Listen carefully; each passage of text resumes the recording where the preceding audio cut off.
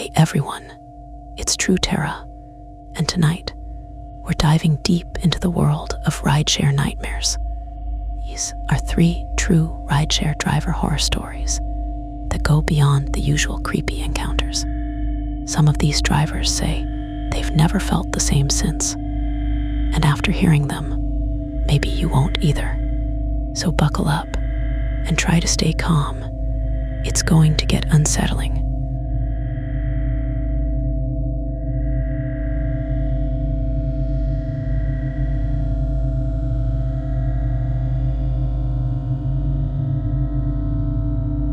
I've been driving for a rideshare company for a few years now, and most nights are pretty uneventful.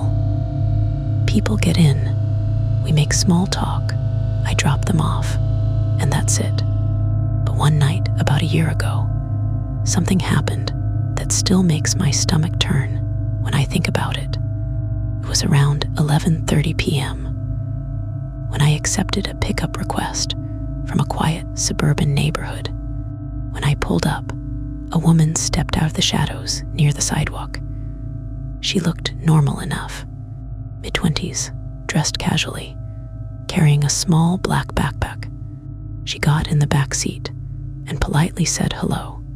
The destination was an apartment complex on the edge of town, about 15 minutes away. At first, the conversation was completely normal. She asked how long I'd been driving, if it kept me busy, the usual stuff. But after a few minutes, the questions started getting oddly specific. She asked what hours I usually worked. Then she asked if I preferred driving certain neighborhoods over others. Then she asked if I normally locked my doors while driving alone. That question made me pause for a second.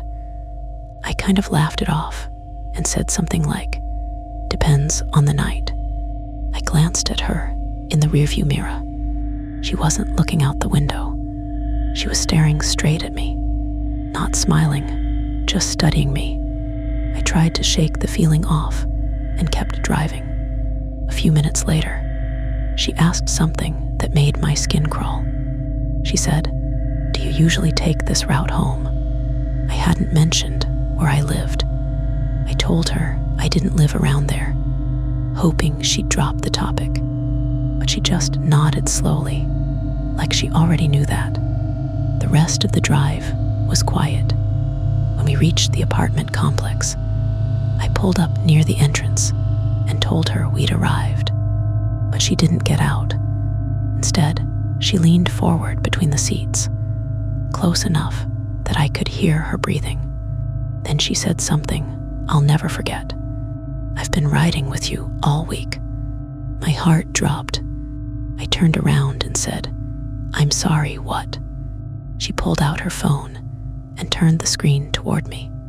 There were pictures of me driving, pictures of the inside of my car, pictures taken from the back seat from earlier nights that week. I know for a fact she hadn't been one of my passengers. Before I could even process what I was looking at, she smiled and quietly said, "You're very predictable." I locked the doors immediately and told her the ride was over.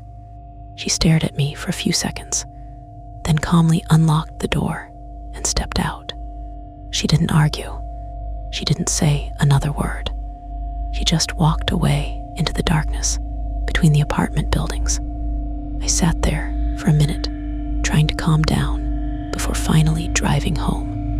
When I got to my house, I walked up to the front door and noticed something sitting on the welcome mat. A single black feather. I don't know where it came from, but I know I didn't put it there. Since that night, I never drive alone after dark anymore.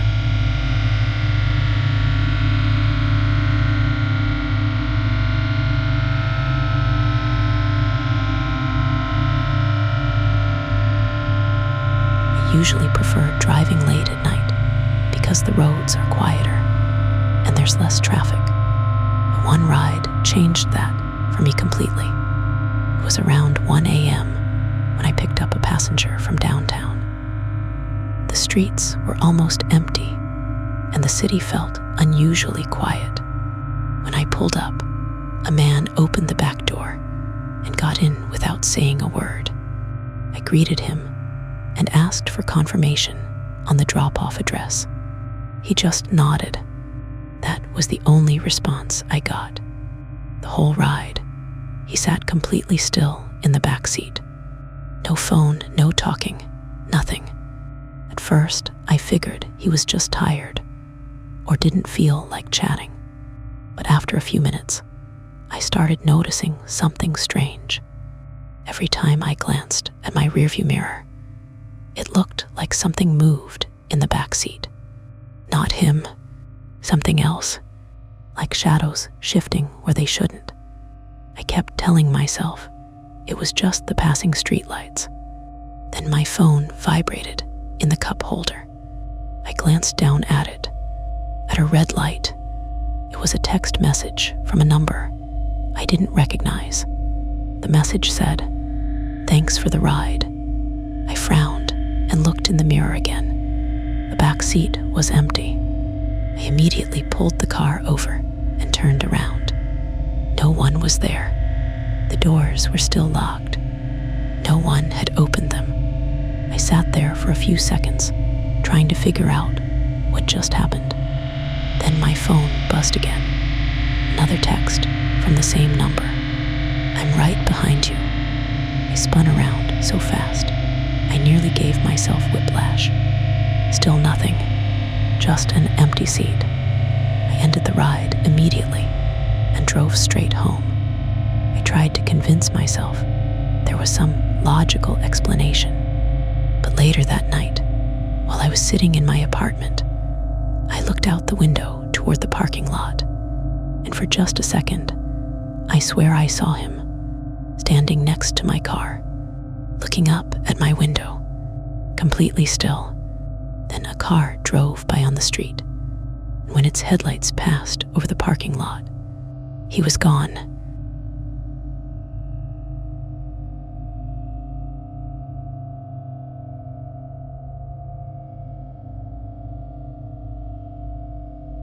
This happened during what was supposed to be my last ride of the night.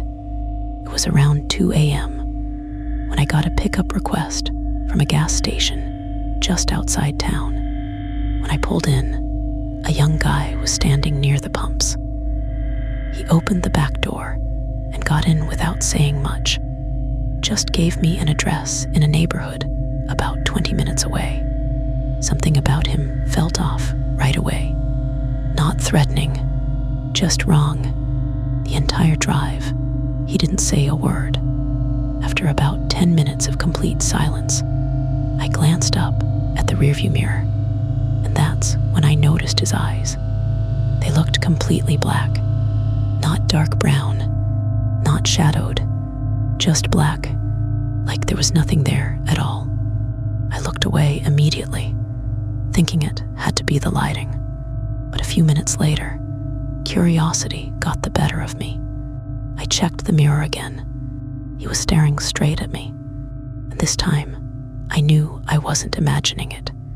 His eyes were still completely black. That's when he spoke for the first time. Very quietly, he said, "Keep driving." The strange thing was, the voice didn't sound like it was coming from the back seat. It sounded like it was coming from everywhere inside the car. The air suddenly felt colder, and the streetlights we passed started flickering one by one.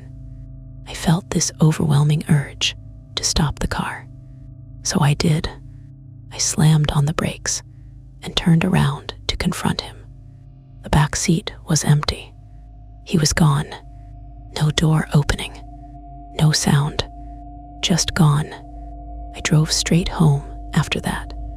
When I got inside my house, I noticed my front door was slightly open. I know I locked it before leaving. As I walked through the house, something else caught my attention. Every mirror in my home was shattered. Bathroom mirror, bedroom mirror, even the small one in the hallway. And sometimes late at night, when when the house is completely quiet. I swear I can still hear a faint voice whispering from somewhere in the dark. Thanks for the ride.